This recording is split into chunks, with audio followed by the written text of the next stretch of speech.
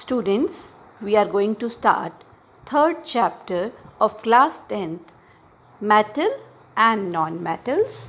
So, students, first of all we are going to discuss the classification of substances as a metal.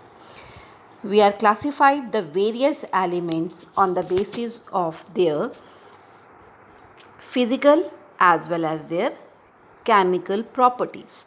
So first of all we should know what do you mean by the physical properties.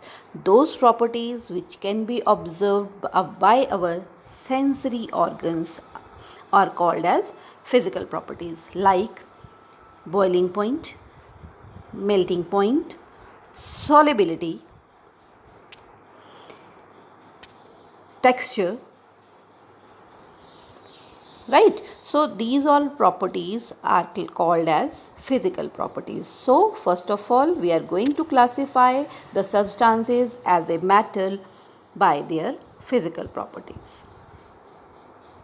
So students, the easiest way is first do grouping of substances and compare their properties, right? So here we have taken the certain metals like iron, copper, sodium, magnesium, lead and zinc, right? We have taken the samples, cleaned the surface of each sample with a sandpaper and noted the appearance of these metals. See students, we have seen that the substances have shiny surface. So those elements have shiny surface are placed as a metal. We are saying that metals in their pure states have shining surface and this property is called as metallic luster. Next activity 3.2. In this property we are going to discuss the hardness of the metals. See students, again we have taken metals iron, copper, aluminium, magnesium and try to cut this metal with sharp knife. So students, the metal iron, copper, aluminium not cutted with the help of sharp knife, but the metal sodium metal, that metal is cut easily with the help of sharp knife.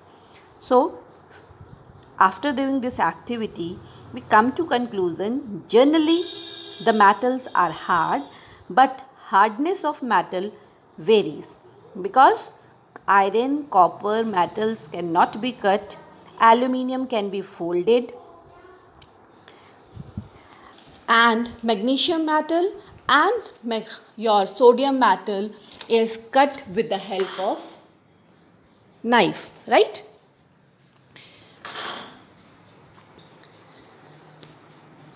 So this property is all about the hardness of metals. So the next topic is, in this topic we are going to discuss the property which is called as malleability.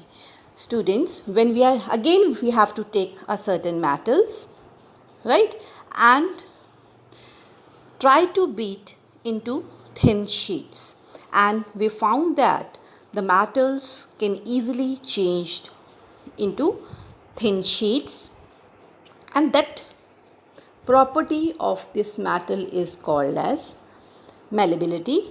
And the metals, gold and silver metals are most malleable metals, right? And this we can do with the help of, again, by performing the activity. In activity 3.3, took iron, zinc, lead and copper metal, place one metal on a block of iron and strike into 4 or 3 times with the help of hammer, and we observe that they can easily convert it into thin sheets. So metals are malleable by nature, right? Next, the activity 3.4. Again, we are going to discuss the next property, which is called as ductility.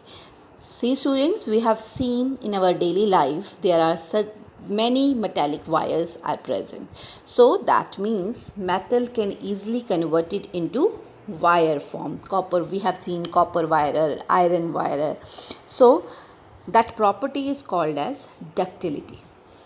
Again, gold is our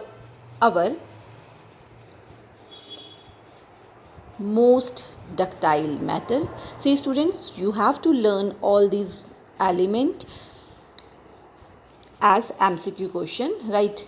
If it is asked, name the metal which is most ductile metal, then your answer is gold, right? By this property of ductility or malleability, the metals are given different shape according to their needs. The next activity is 3.5. In this activity, we are going to discuss the conduction of heat in metals. Right, students? So, here we have taken a metallic wire and clamped it and heated with the help of burner. Right? After a certain time period, you have observed that a fraction of seconds or within a certain time period, you found that the other end of the metal becomes hot. That activity shows you that metallic wires have conduction of heats. So, and these metals are not easily melted. So, metals are good conductors of heat and having high melting point. So if it is asked best metal conductors, best heat conductor metals are, that is silver and gold. And we have two another metals, other substances like lead and mercury, they are poor conductors of heat, right?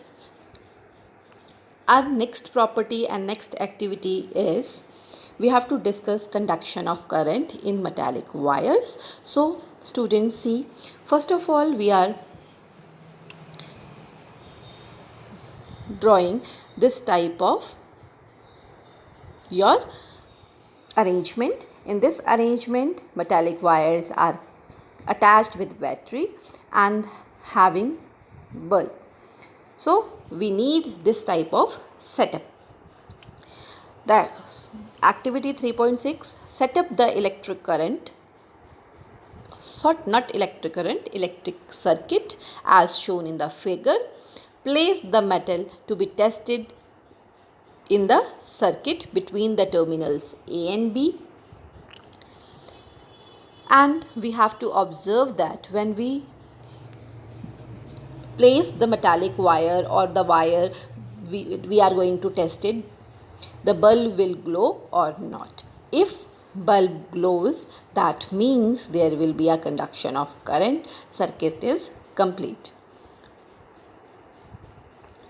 right? A general observation, we have seen that the wires carrying current are generally coated with polyvinyl chloride. It is a plastic, it is a type of plastic or rubber like material. Why the electric wires are coated with such substances? So that you don't get electric shock when you are in the contact of these wires, right students? So these are the properties of metal which we have discussed with the help of activities. Students, always try to learn or do the work with the help of your NCERT book first, then go for another books.